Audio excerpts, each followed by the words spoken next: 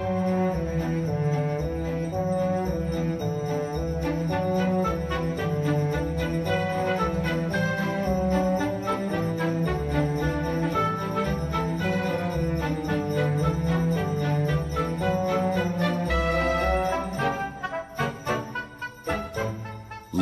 of holiday traditions sparked the original concept of a series of villages by Department 56. When decorating our homes, we are often drawn to objects reminiscent of an earlier time. Holiday memories wait, hidden in a bit of wrinkled tissue or a dusty box, until that time each year when rediscovered, we unpack our treasures and are magically transported to a time and place waiting to be remembered.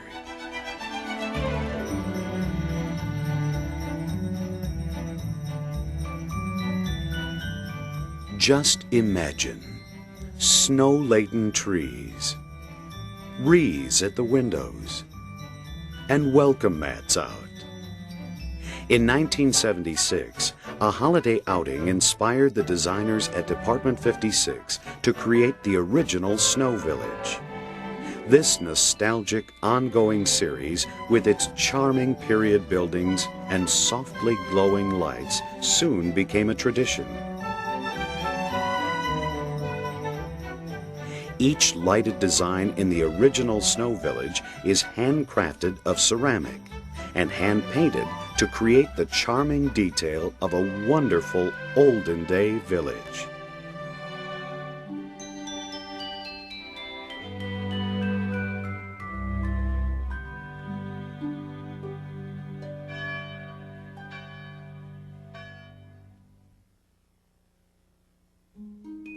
Several years later, in 1984, the Heritage Village collection began with the introduction of the Dickens Village series. The charming details and warmth of the original 7 hand-painted porcelain shops and a village church quickly established this series as a favorite among collectors. Other series followed with the introduction of the New England Village, 1986. Alpine Village, 1986. Christmas in the City, 1987. Little Town of Bethlehem, 1987. And the North Pole series, designed in 1990 and introduced in 1991. Each charming piece of miniature real estate in any of the Department 56 villages is the final product of an intricate and lengthy construction process. Every design starts out as a creative idea, but before it makes its way to you, the collector, it goes through a fascinating series of developmental stages, from the initial design to the final packaging. During the next few minutes, we'd like to show you the many complicated steps that go into building one of our village pieces. Our staff of talented village master architects are responsible for creating the designs of our buildings, with, of course, imaginative input from friends, dealers, and collectors around the world. For each original design, a complete set of scaled drawings are drafted which become the detailed blueprint for a new village building. Front, side, rear, and top elevations are precisely drawn and indicate exactly what each side of the building will look like, including all exterior details: windows, doors, shutters, awnings, porches, pillars, gables, dormers, chimneys, clapboard, and brick must all be drawn in exact proportion. The roof plan indicates all of the peaks, points, and shingles. Finally, a color break is created, and laid over the drawing to indicate the proposed colors of all surfaces, facings, and trim. Next, a full-sized three-dimensional paper model is constructed from these drawings. Both the drawings and the 3D model are used as detailed guides by the talented sculptor who transforms them into a clay model. The sculpting of each building is a complicated, meticulous process, which can take several weeks. As a building is sculpted, the sculptor must also keep in mind that the clay model needs to be made larger than the desired final product to offset shrinkage during firing in the kiln. 5% larger if the final piece is ceramic, or 15% larger if it is porcelain.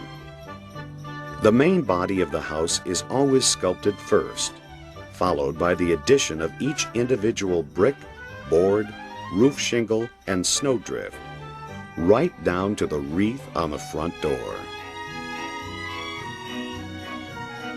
Most details which extend beyond the flat surface of a building wall, such as chimneys, porches, pillars, dormers, and towers, must be individually sculpted. This requires extreme precision because the separate pieces will be attached at a later stage of production and must fit perfectly without markings or gaps. If an attachment is well executed, it takes a sharp eye to determine where it is joined to the main body. During the sculpting stage, a bottom stamp is prepared which contains the design title or proper name, year of original design, the appropriate village or series logo, and the Department 56 Incorporated logo. The bottom stamp is then debossed into the bottom of the sculpture. As a result, these markings are permanently contained in the mold and appear on each piece that is cast. It indicates to you, the collector, that each piece is a genuine Department 56 Village collectible. From the finely detailed clay sculpture and bottom stamp, mold impressions are taken using a specially formulated superfine plaster. This first mold is called the mother mold. Through a series of complex processes requiring a high level of technical skill, the mother mold is transformed into what is known as a case mold.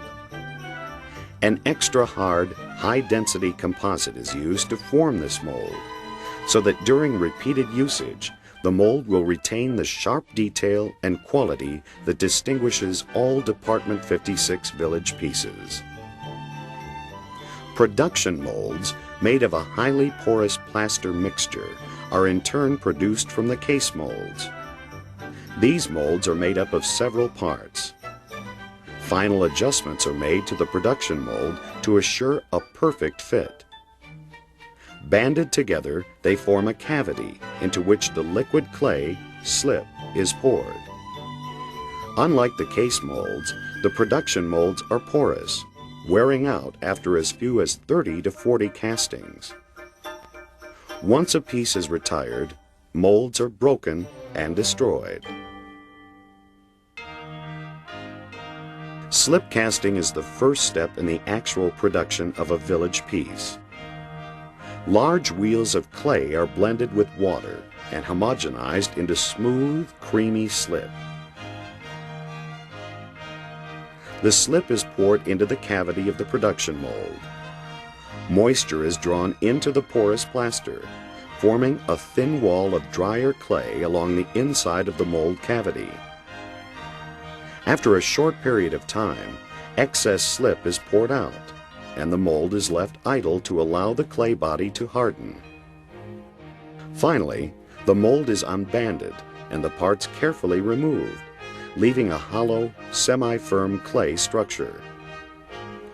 Mold lines are gently sanded and sponged away. All other attachments for a village building are then cast in the same way. Now the pieces are ready for an important step that will create their characteristic warm, magical glow. Before the pieces are fired, the window and door openings must be hand-cut from relatively soft clay. This later allows the warm light to radiate through the open doors and windows. This is a very labor-intensive process, as an individual design may have as many as 100 window openings, each requiring 4 to 6 separate hand cuts, for a total of over 400 cuts per piece. Attachments such as chimneys, pillars, porches, and dormers are carefully added using the slip mixture.